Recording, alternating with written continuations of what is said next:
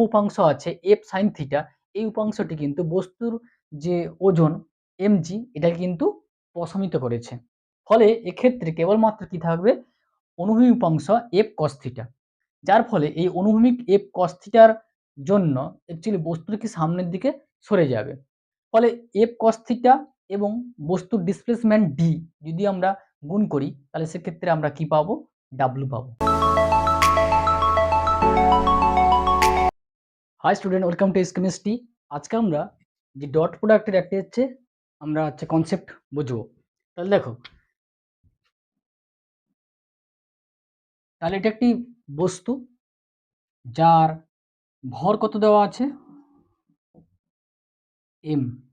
তাহলে এম ভরে একটা বস্তু দেওয়া আছে, তাহলে এই বস্তুর উপর যদি একটা বল প্রয়োগ করা হয় কত, এফ, তাহলে এই বলটি, তাহলে এটা জানতে গেলে আমাদের ফার্স্ট জানতে হবে বলের বিভাজন কি, এটা আগে জানতে হবে।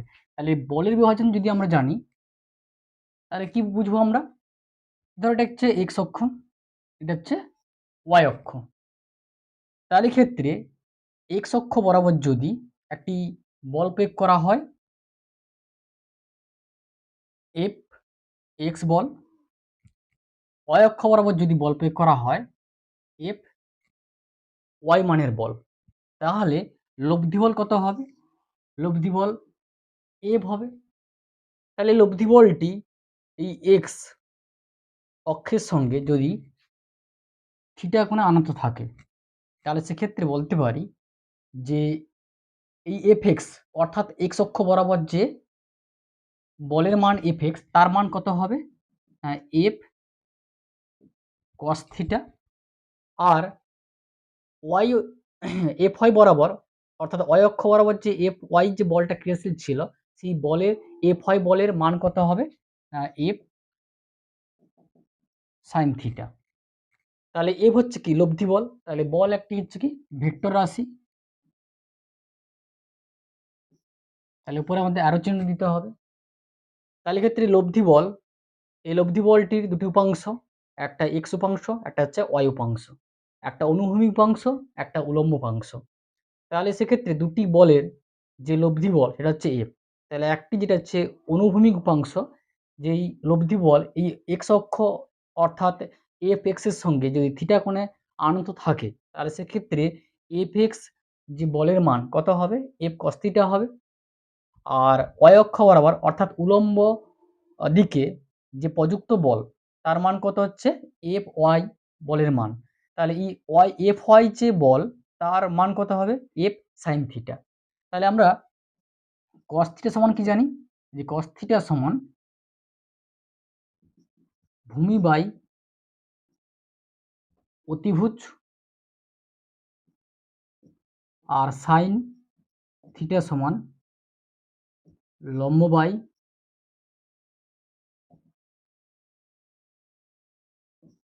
অতিভুজ।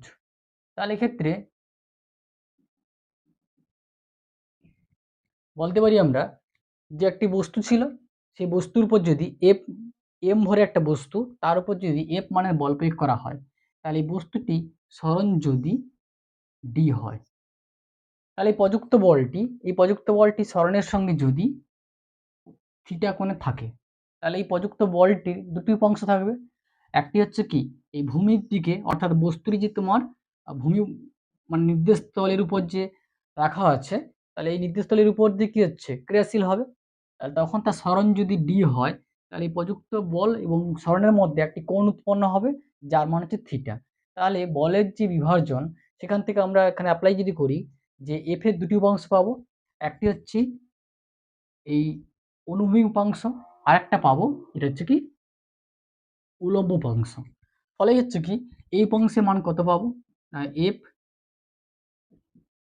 কস থিটা, আর বাকি উলম্ব দিকে যে বলের যে উলম্ব উপাংশ সেখানে কি পাবো, এফ সাইন থিটা। তাহলে বস্তুর উপর যদি এম ভরে একটা বস্তুর উপর যদি এফ মানের বল প্রয়োগ করা হয় তাহলে সেক্ষেত্রে আমরা কি পাবো, সরণ হচ্ছে ডি পাবো। তাহলে সরণ এবং যে প্রযুক্ত বল তার যে গুণফল সেখান থেকে আমরা পাবো কি কৃতকার্য, অর্থাৎ W equal to F cos theta into হচ্ছে ডিস্টেন্স ডি। তাহলে ক্ষেত্রে বলতে পারি যে এফ ইন্টু ডি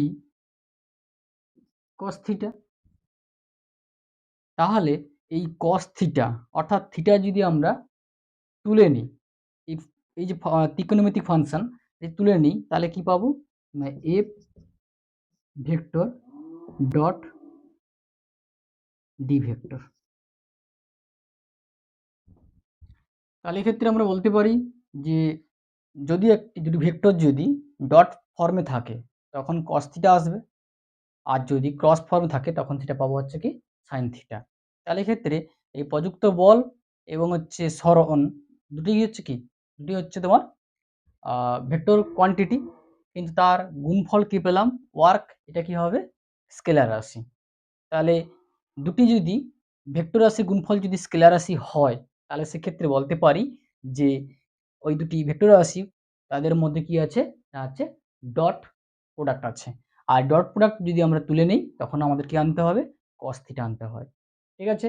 আর যদি দেখা যায় যে দুটি ভেক্টর রাশির গুণফল যদি সাইন থিটা, এই দুটি ভেক্টর রাশির গুণফল যদি ভেক্টর রাশি হয় তখন সেক্ষেত্রে আমরা সাইন থিটা অ্যাপ্লাই করব।